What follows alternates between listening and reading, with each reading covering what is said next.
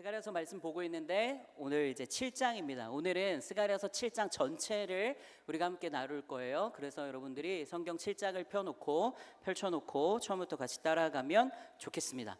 지난주에 스가랴가 본 8번의 환상 중에 마지막 환상이었죠. 마지막 환상, 8번째 환상에 대한 이야기를 우리 스가랴 6장 말씀을 통해서 나눴습니다. 처음 환상과 마지막 환상이 수미상관을 이루는 장면 여러분들 기억납니까?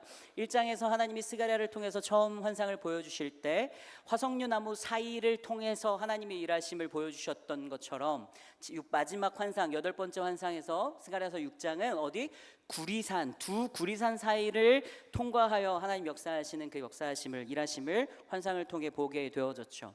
화석류 나무 사이로는 이스라엘 백성들의 정체성을 회복시켜 주시는 일이었어요. 너희들이 어떤 존재인지, 지금 압제를 당하고 있고 나라는 다 멸망했고 너희들이 살아가고 있는 삶의 자리는 다 황폐하여졌지만 그것이 너희의 정체성이 아니라 너희의 본 정체성은 뭐예요? 어디에 있어요? 하나님께 있고 하나님 나라에 있다. 하나님 나라의 백성이다라고 하는 걸 잃어버리지 마라고 하는 것을 깨우쳐주는 환상이었죠. 그리고 마지막 환상, 두 구리산 사이를 지나 하나님이 역사하시는 그 장면을 통해서는 반드시 지금 처해 있는 이 어려움과 고난의 상황을 넘어서 하나님이 하나님의 나라와 하나님의 백성들을 완전한 승리와 회복으로 이끌어 가실 것이다 라고 하는 약속을 환상을 통해서 보여주셨죠.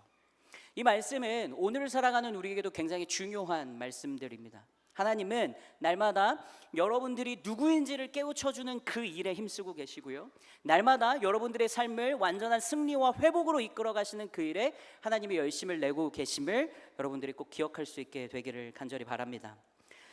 하나님께서 하나님의 백성들을 위해서 친히 일하시고 역사하시는 그 하나님의 열심을 여러분들이 기억하고, 그래서 하나님의 그 열심을 통해 우리의 삶과 우리의 마음과 영혼을 괴롭게 하던 그 모든 것들이 파회되어진다라고 하는 것을 여러분들이 믿음을 가지고 말씀을 붙잡고 나아갈 수 있게 되기를 간절히 바라요. 그리고 지난 6장의 말씀에서는 마지막 환상을 스가랴에게 보내주신 것과 더불어서 스가랴가 해야 하는 실제적인 행동, 스가랴가 무엇을 해야 되는지 하나님이 말씀하시는데, 그 일은 무엇이었냐면 스가랴가 대제사장이었던 여호수아에게 면류관을 만들어서 씌워주는 일을 하라고 하나님께서 말씀하십니다.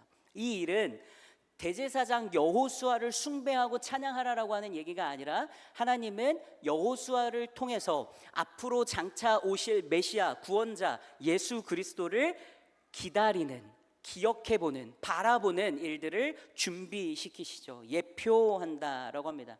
그러면서 특징적인 게 6장 12절 말씀을 우리가 깊이 있게 좀 나눴는데요, 6장 12절 말씀을 통해서 하나님은 스가랴에게 오실 예수님의 존재가 어떤 분이신지를 설명하는데, 그 존재를 싹으로 설명합니다. 싹, 보라 싹이라. 하나님께서 오실 예수님을 싹으로 소개하는 가장 큰 이유는 인간의 모든 소망이 끊어진 그곳에서 하나님이 친히 시작하시는 메시아의 구원 역사를 상징하는 것으로 이 싹이라고 하는 것을 설명하시죠. 크고 강하신 하나님이 가장 작고 연약한 모습으로 오신다라고 하는 것을 예표하는 겁니다. 가장 위대하고 아름다우신 분이 가장 낮고 추리한 그 자리에 오신다라고 하는 것을 예표하는 거죠. 화려한 궁정이 아니라 포로 귀환 공동체에 가난하고 상처받은 그 자리에서 하나님은 하나님의 일들을, 하나님의 회복의 역사를, 하나님의 승리의 역사를 새롭게 시작하신다라고 하는 것을 예수 그리스도를 통해서, 예수 그리스도를 싹으로 표현하면서 우리에게 보여주고 계신 것이에요.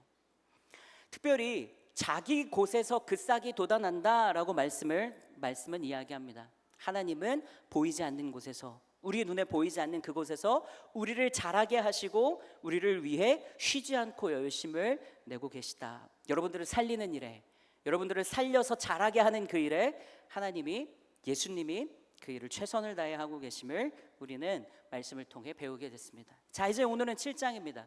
스가랴 6장까지의 이야기는 주로 스가랴가 하나님을 통해서 보게 되어진 8번의 환상에 대한 이야기를 중심으로 해서 다루어주고 있었습니다. 그런데 이제 7장과 8장의 말씀은 현실 속에서, 현생 속에서 하나님의 백성이라고 하는 사람들이 어떻게 살아가야 하는지를 하나님은 구체적으로 말씀을 통해 가르쳐 주시고 그들의 삶을 교정해 주시는 과정들을 이제 보여주시기 시작합니다. 하나님의 환상을 통해서 하나님의 어떤 분이신지, 너희들이 어떤 존재고, 너희들이 처해 있는 상황과 상관없이 하나님이 무엇을 약속해 주시고 무엇을 신실하게 이루어 가시는지를 보여주셨다라고 한다면, 이제 7장 말씀부터는 구체적으로 그럼 어떻게 살아가야 되는데, 네가 마주한 그 삶의 자리에서 어떤 행실로 살아가는 것이 하나님의 사람다운 삶인지, 하나님의 백성다운 삶인지를 구체적으로 알려주시는 것이죠.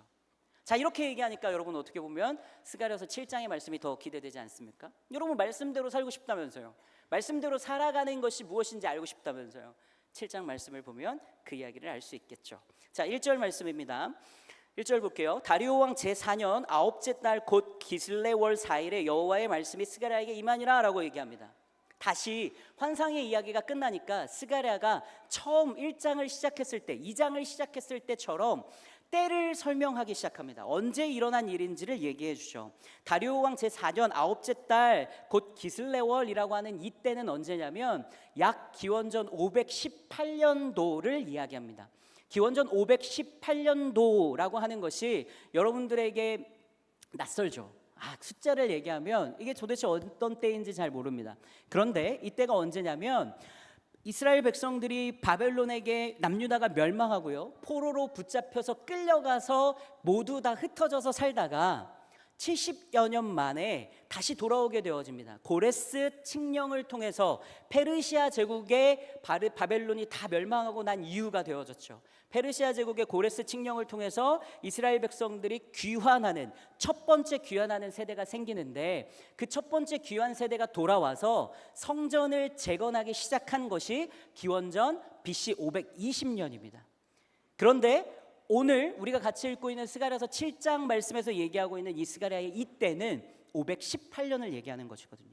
그럼 언제예요? 성전을 재건하기를 시작한 지 2년의 시간이 흘렀을 때예요.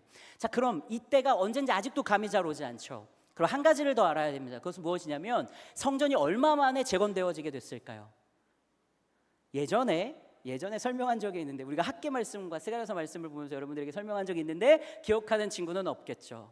성전은 BC 516년에 완성이 되어지게 됩니다. 4년 만에 성전 재건이 완성되게 되어집니다. 수룹바벨 성전, 제2성전이라고 여겨지는 성전이 4년 동안에 걸쳐서 재건되게 되어지거든요.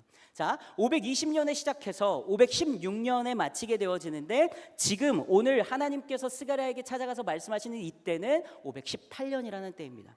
2년이 흘렀고 2년이 남아있죠. 중간 즈음 왔을 때라는 겁니다. 여러분, 중간 즈음 왔을 때면 어떻습니까? 내가 하고 있었던 일이 윤곽이 보이기 시작하고요, 그리고 또 언제 마칠지는 사실은 모르죠. 우리는 516년에 이 일이 끝난다고 하는 것을 알고 있지만 이들은 그것이 4년 만에 끝날 것이라고 하는 것은 알지 못한 상태였던 건 맞습니다. 그러나 어느 정도 이 일을 잘 해내가고 있구나, 이 일이 우리 안에서 스가랴와 또 학계와 또 스룹바벨과 여호수아를 통해서 우리 돌아온 포로 귀한 백성들이 다시 하나님의 말씀으로 회복되어져서 하나님의 말씀을 이루어 나가는 그 성전을 재건하는 일들을 잘 하고 있구나라고 어느 정도 여겨지고 있을 때라는 거예요. 그때인 겁니다. 그때.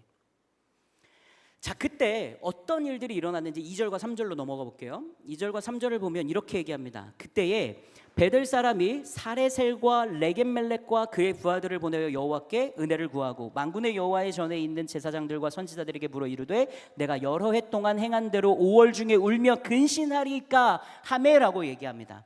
자, 무슨 얘기냐면 그때, 자, 성전 재건이 이제 중간쯤 갔을 때 518년에 사람들이 제사장들과 선지자들에게 찾아가서, 그러니까 종교 지도자들입니다. 여러분 쉽게 생각하면 목사님한테 찾아온 겁니다. 목사님 찾아와서 질문하기 시작합니다. 자, 그런데 뭐라고 질문하냐면 목사님, 저희가 우리 백성들이 포로 귀환 1세대가 잘 돌아와서 회복돼서 하나님의 말씀하신 대로 성전 재건을 잘 하고 있잖아요. 자, 그런데 이 성전 재건도 잘 시작되었고 하고 있는데 우리가 오랫동안 여러 해 동안 해오던 대로 5월 달이 됐을 때 다시 또 울면서 근신해야 합니까? 라고 질문하는 거예요. 자, 이렇게 설명해도 여러분들이 개역개정판 성경을 읽는 건데 잘 모르겠죠. 자, 그러면 이거를 잘 안 와닿아요. 그럼 세번역 통해서 가서 제가 다시 읽어볼게요. 목사님, 우리가 지난 여러 해 동안 해온 그대로 5월 달이 되면 애곡하면서 금식 기도를 해왔는데 올해 5월에도 이 금식 기도를 또 해야 하는 겁니까? 라고 질문하고 있는 거예요. 이 포로기환 1세대의 대표자들이 종교 지도자들에게 와서 질문하고 있는 겁니다. 여기서 질문하고 있는 5월의 금식이라고 하는 것은 예루살렘의 성전이 무너졌을 때 남유다의 바벨론이 침공해서 바벨론의 느부갓네살 왕이 3번의 침략을 통해서 남유다가 완전히 멸망하게 되어졌던 그때가 바로 5월이었거든요. 그래서 성전이 다 무너지고 유다라고 하는 나라가 다 멸망하게 되어진 때가 바로 5월이었어요. 그래서 이스라엘 백성들은 그 이후로부터 매해 5월이 되면 애통하고 근심하면서 회개하면서 하나님 앞에 금식하는 시간들을 가져온 거예요. 포로 세대를 살면서도요. 그럼 이 이스라엘 백성들이 몇 년 동안을 이 일을 해온 걸까요? 여기 지금 2절에서 보면 여러 해 동안 우리가 해왔던 그 일이라고 얘기하는 이 일을 몇 년 동안 한 겁니까? 지금 제가 앞에서도 얘기했는데 일부러 흘렸는데 몇 년 했습니까? 몇 년 만에 돌아오게 됐다고 했죠? 70년 만에 돌아왔잖아요. 이스라엘 백성들이 남유다가 멸망한 후에 나라를 잃은 채 포로로 살아가면서 70년 동안 매해 5월이 되면 하나님 앞에 금식하면서 그 절기를 보냈던 거예요. 기도하면서 아파한 거죠. 나라의 멸망을 슬퍼하고 나라를 잃어버린 그 슬픔을 하나님께 아뢰고 기도하는 시간, 애도하는 시간을 가져왔던 거예요.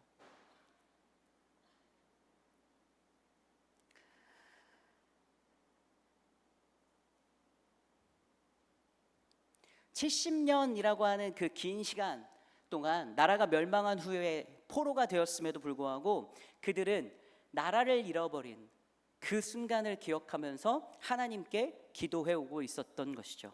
그런데 70년이나 이어져 오고 있었던 이 금식의 날을 놓고요, 포로기환 1세대의 대표단들이 종교 지도자들에게 찾아와서 질문하는 겁니다. 더 해야 합니까?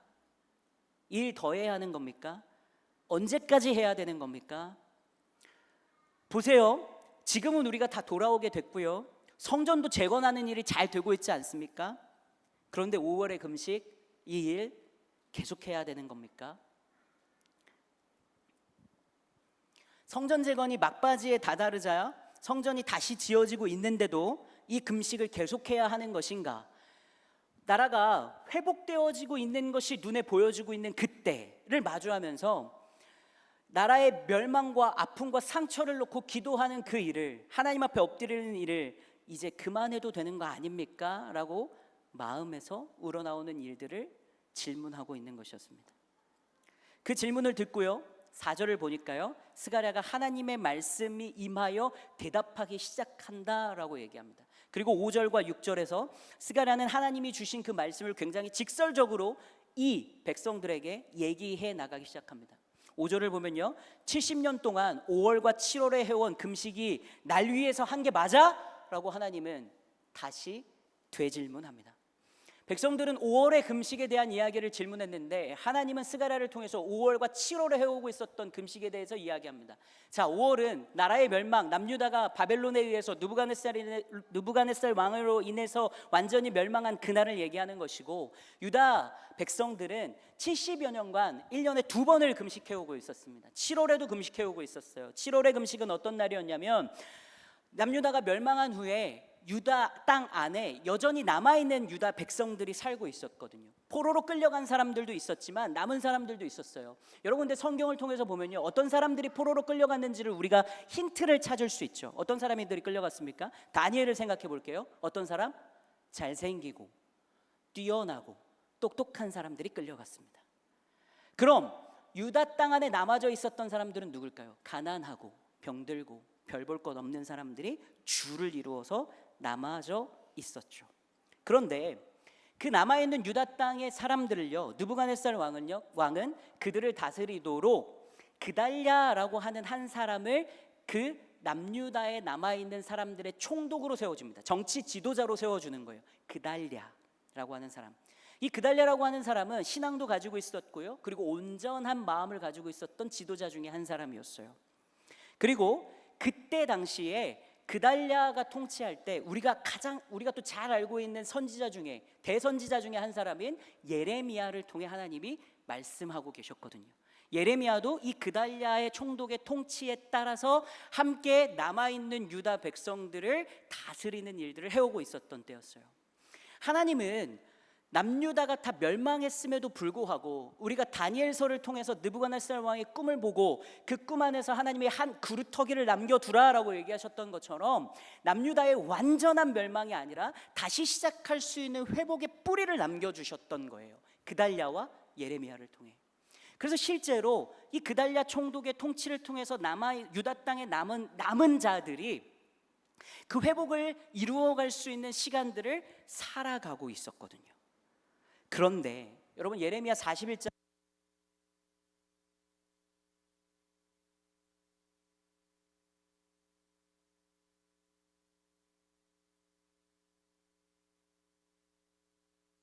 됐습니다. 기회가 되면 예레미야 41장을 좀 살펴보세요. 예레미야 41장에 가면요, 이때 이야기가 나오는데, 이때 어떤 일이 일어나냐면 이스라엘 왕족 출신 중에 한 사람인 이스마엘이라고 하는 사람이 암몬이라고 하는 나라의 왕의 지원을 받아가지고요, 남아있는 유다 사람들을 다스리고 있었던 이 그달랴라고 하는 총독을 암살합니다. 뿐만 아니라 유다 사람들을 죽이고요, 그리고 바벨론 군인들까지도, 바벨론의 통치를 받고 있었잖아요. 그러니까 바벨론 군인들이 지키고 있죠. 그런데 그 바벨론 군인들까지도 죽여버리는 사건이 발생하게 됩니다. 이 일로 인해서 유다 땅에 남아있었던 유다 민족들이 완전히 그 땅을 다 떠나버리게 되어져요. 더 이상의 희망이 없다, 그리고 우리는 바벨론의 보복을 받게 될 거야 라고 하는 두려움에 쌓여서 예레미야 선지자가 만류합니다. 떠나지 말라고, 남유다를 지키라고 얘기하지만 그들은 두려운 마음에 애굽이라고 하는 남쪽의 강대국으로 도망쳐 떠나게 되어집니다. 그로 인해서 유다는 완전히 멸망하게 되어지는 거예요.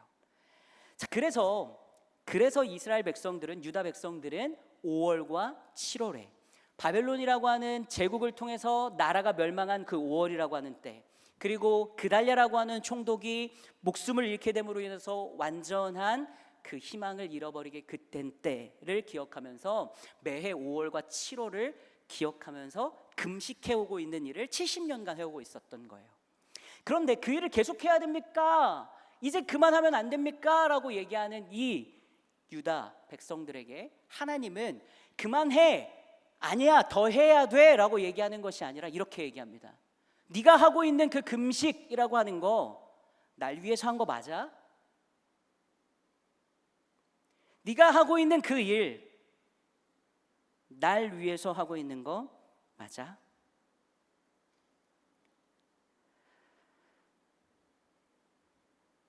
하나님은요, 금식을 잘 해오고 있었느냐 아니냐, 너희들이 포로가 되어진, 나라를 잃어버린 그 극도의 인생에 있어서 최악의 상황을, 진짜 밑바닥의 상황을 살아가게 되는 그 순간에도 너희들이 나를 기억하면서 해야 하고 할 수 있는 신앙의 행위들을 잃어버리지 않고 적극적으로 잘 하면서 살았냐라고 하나님은 물어보시는 게 아니에요.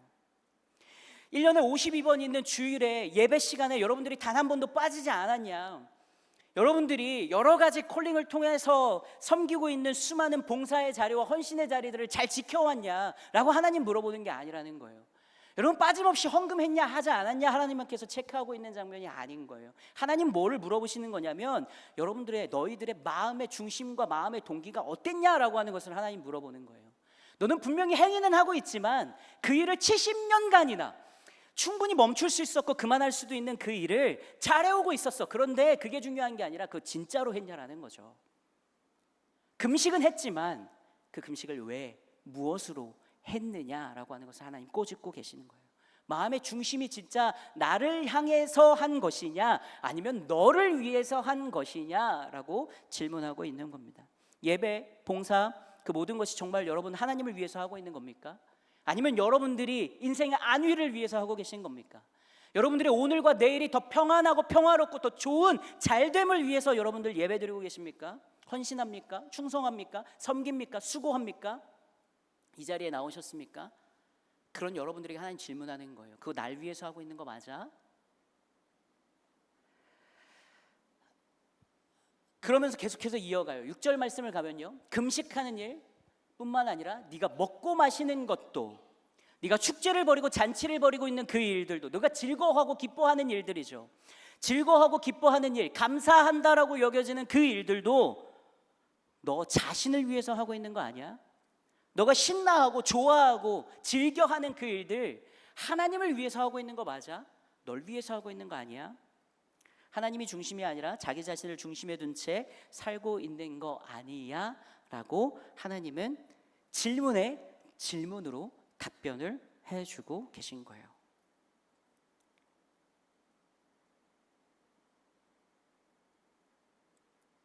여러분 생각해 보십시오. 여러분들의 삶을 살아가면서 여러분들이 하나님을 여러분들의 삶의 중심에 두고 살아가고 계십니까? 여러분들의 마음의 중심이, 마음의 전심이 하나님을 향해져 있습니까? 아니요. 우리는 우리의 마음의 중심을 하나님에 두지 않는다고 해서 망하지 않는다라고 하는 것을 너무나도 잘 알고 있죠. 하나님을 중심에 두고 살아가는 것이 망하지 않는 지름길이라고 생각하는 것보다 내가 원하고 내가 이루고 싶고 내가 갖고 싶은 그런 것들을 더 온전하게 갖게 되어지는 것이 망하지 않는 길이라고 여기며 살아가죠. 여러분 무엇이 두렵습니까? 하나님이 여러분들의 중심이 되는 것이 두렵습니까? 아니면 여러분들이 바라보는 세상의 무언가를 잃어버리게 되는 것을 더 두려워하십니까? 갖지 못함을 더 두려워하십니까? 더 자금을 두려워하십니까? 여러분 무엇을 염려하시나요? 하나님은 우리의 마음을 꼬집고 있어요. 하나님은 우리의 마음을 질문합니다. 네가 하고 있는 진짜 그 신앙의 행위의 모든 것들이 정말 하나님을 향해서 하나님을 위해서 하고 있는 그런 일들인지, 아니면 너 자신을 위해서 하고 있는 일들인지 살펴보고 점검해야 돼. 그것이 하나님의 백성, 하나님의 나라를 살아가는 삶의 첫 번째 도전이야. 여러분 도전하십시오. 질문하십시오. 여러분 이 자리에 나와 있는 이유가 무엇입니까? 여러분들의 마음이 조금 편안해지는 일, 여러분들이 오늘보다 내일 조금 더 나은 인생을 살아가게 되는 일, 여러분들이 시험에 합격하는 일, 여러분들이 원하는 무언가를 얻게 되고 쟁취하게 되는 그런 일, 그것 때문에 여러분 이 자리에 나와 있습니까? 그럼 하나님의 질문에 반드시 여러분들의 마음이 걸리게 되어질 거예요.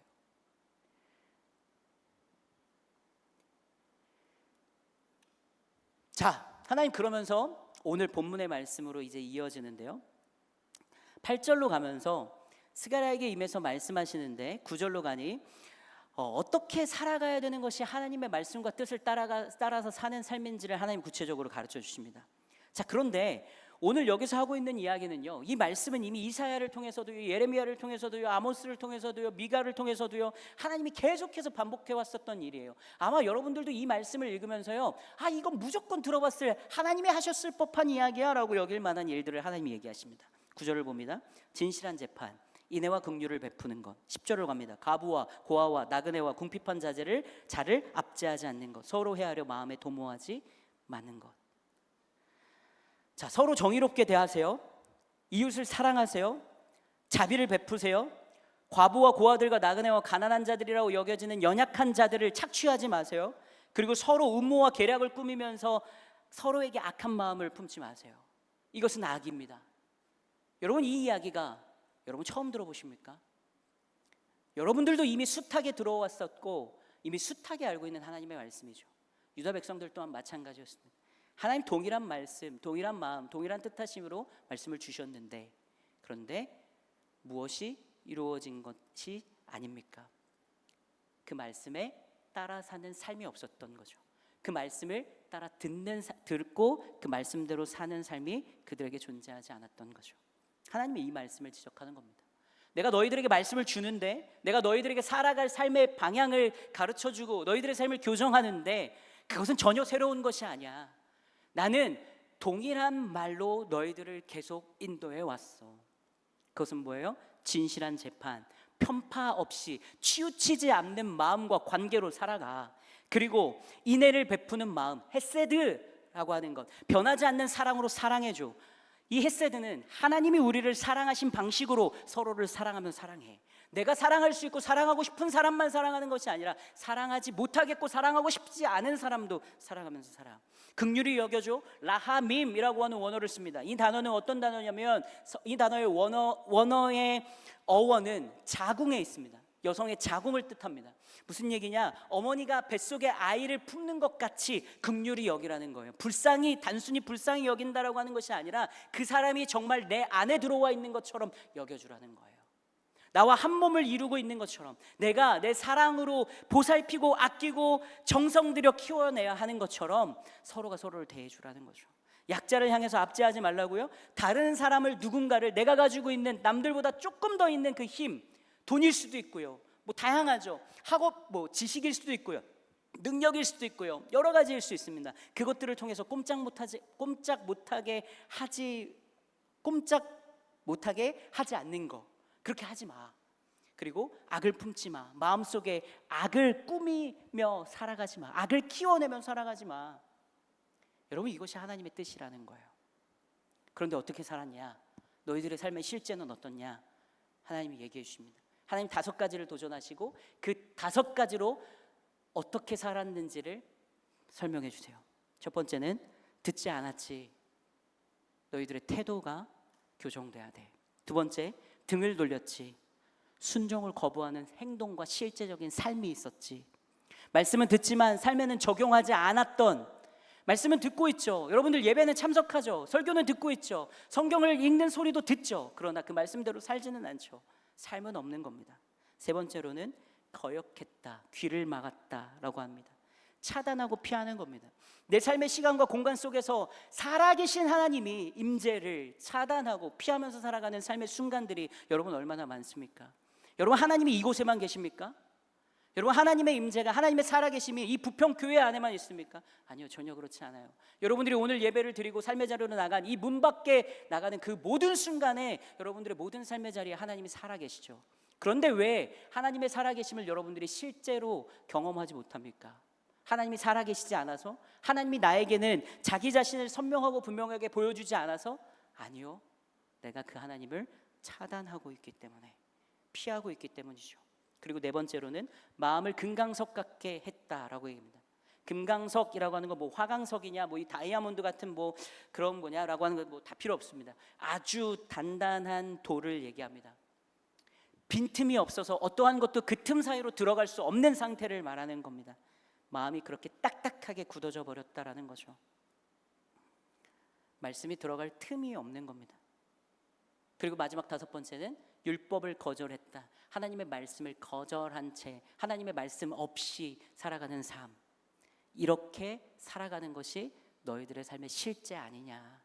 하나님이 이 스가랴서 말씀을 통해 이스라엘 백성들의 삶을 지적하고 교정해 주시는 장면을 이어가요.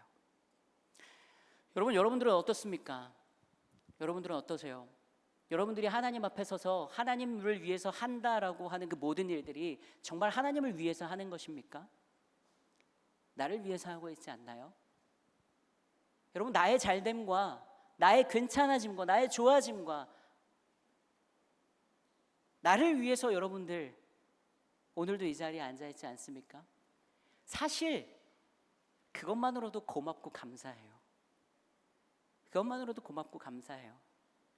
여러분들의 영혼의 잘됨을 위해서 여러분 한 사람 한 사람 각자 자신이 조금 더 괜찮아지기 위해서 이 자리에 나온 것만으로도 충분히 고맙고 괜찮아요. 그게 하나님의 마음이기도 해요. 왜냐하면 하나님은 여러분 그렇게 사랑하니까.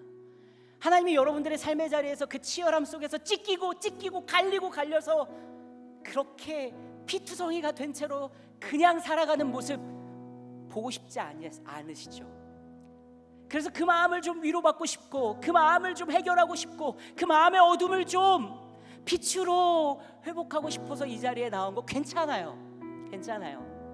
그런데 중요한 건 뭐냐면 날마다 매일 그 순간으로만 살아갈 수는 없다라는 거예요. 여러분, 하나님이 생명을 잉태하고 출산하고 그리고 자라게 하시는데, 모든 생명의 자람의 신비로움 가운데 있는 것은 무엇이냐면 그 자람에 합당한 모습이, 변화가 반드시 필요하다라는 거예요.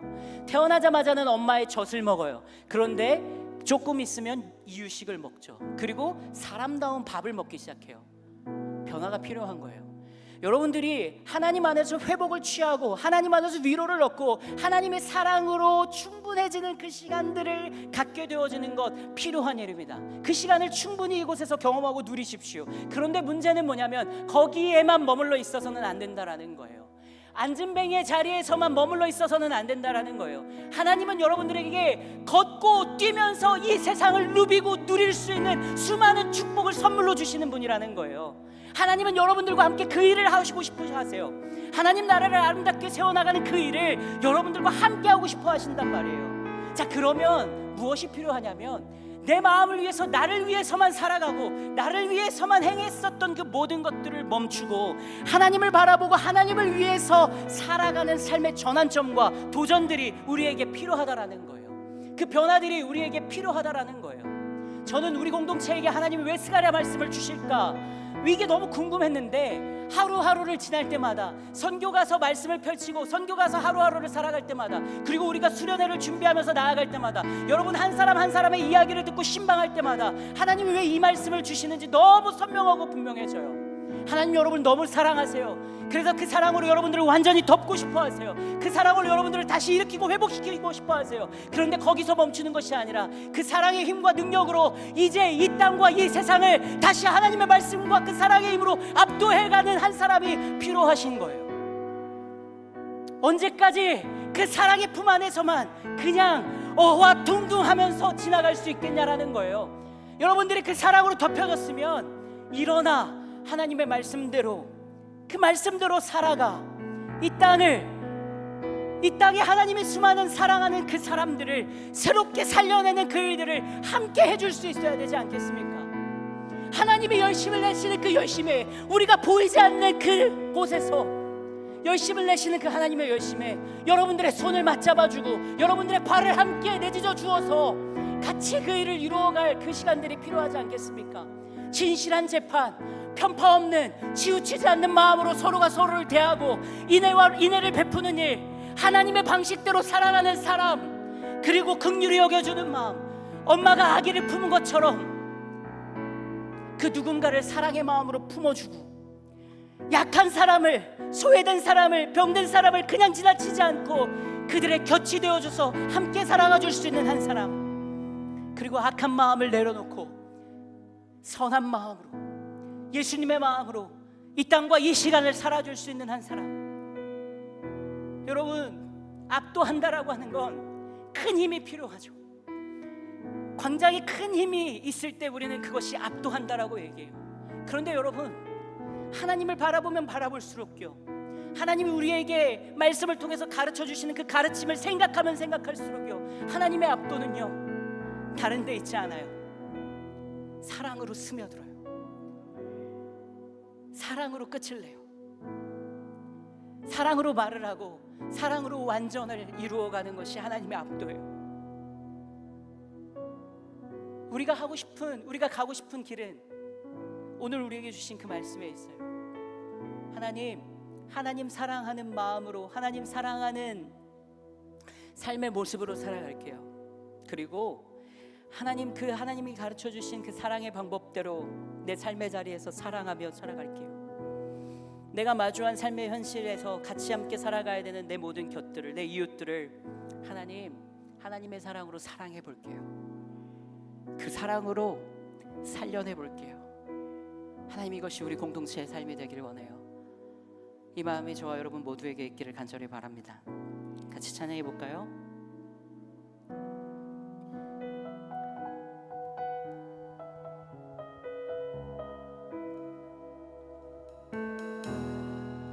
주님, 당신은 구속까지 감찰하시며 나를 원하시는 분, 내 길을 밝혀서 영원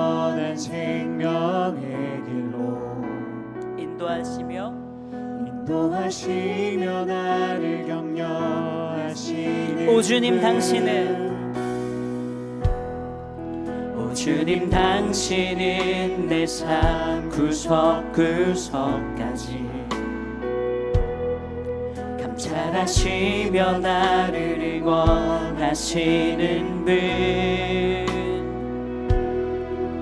의지를 밝혀서 영원한 생명의 길로 인도하시며 격려하시는 인도하시며 나를 격려하시는 분 크고 작은 갈등을 겪곤 하지만 항상 결국 당신을 선택합니다. 나의 유일한 고백의 대상은 오직 아름다운 당신뿐입니다. 나의 유일한 고백의 대상은 오직 아름다운 당신뿐입니다. 나의 예배를 받으소서 홀로 영광을 받으소서 주여 나의 주여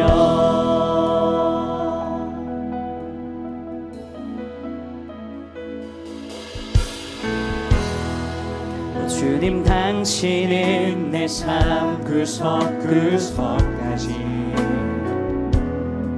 감찰하시며 나를 응원하시는 분 네 우리 안에 계신 하나님이세요.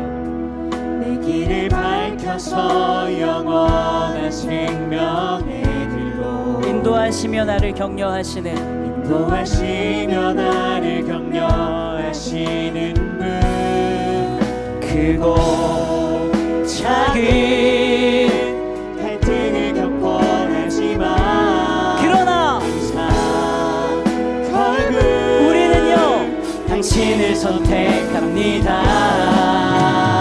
나의 유일한 고백은 유일한 고백의 대상은 오직 아름다운 당신뿐입니다.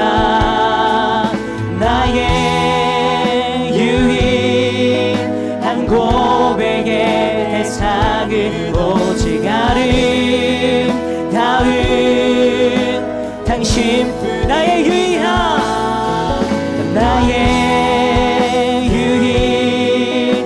고백의 대상은 오직 아름다운 당신뿐입니다. 나의 유일한 고백의 대상은 오직 아름다운 당신뿐입니다. 나의 유일한 고백의 대상은 나의 유일한 고백의 대상은 오직 아름다운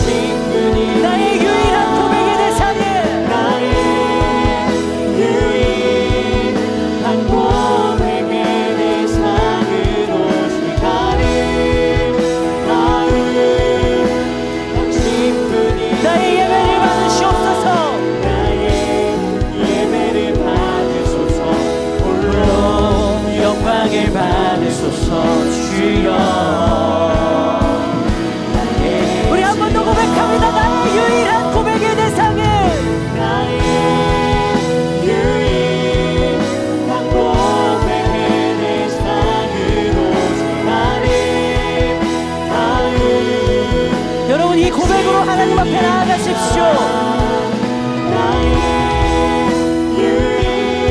하나님, 나를 예배하던 예배를 멈추고, 하나님, 나를 중심에 두고 살아가던 삶을 멈추고, 하나님, 나의 유일한 고백의 대상을 가장 아름다운 하나님으로 교정합니다. 하나님, 나의 모든 삶의 방향을 하나님의 말씀으로 교정하며 나아갑니다. 내 사랑의 전부가 되시는 그 하나님을 따르기로 결정합니다.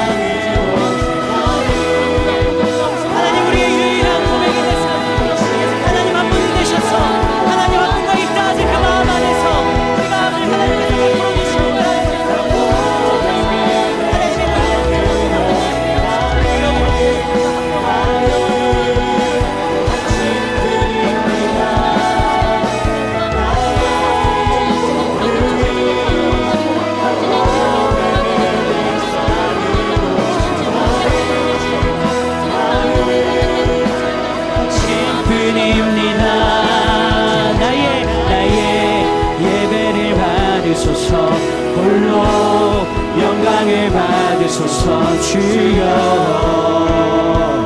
나의 주 오 주여 나의 마음을 나의 마음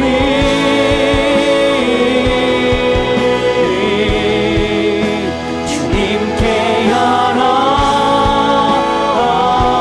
열었으니 주여 내게 오셔서 내 맘에 거하여 주옵소서 주가 기뻐하시는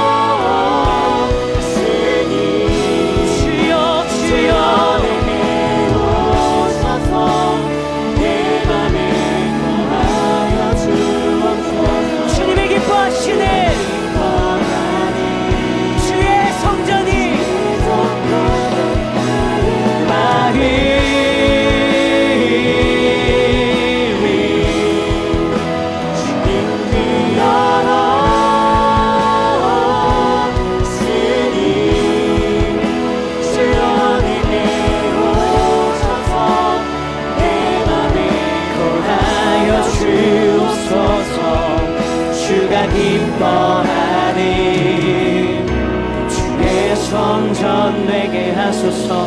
나의 마음 받으소서.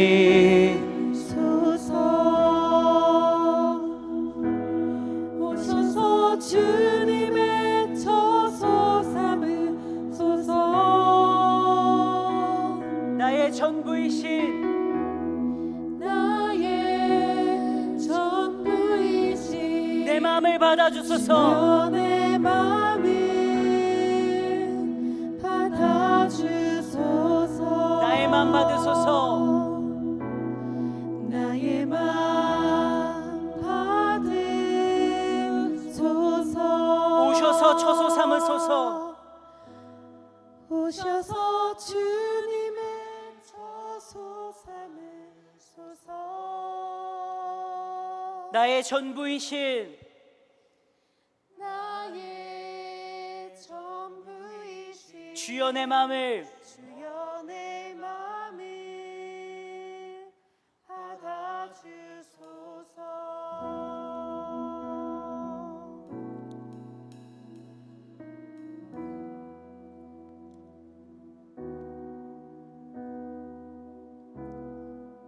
주님께 드리는 내 마음이 어쩌면 금강석같이 딱딱한 돌이 되어 다 굳어져 버린 마음일지도 모릅니다.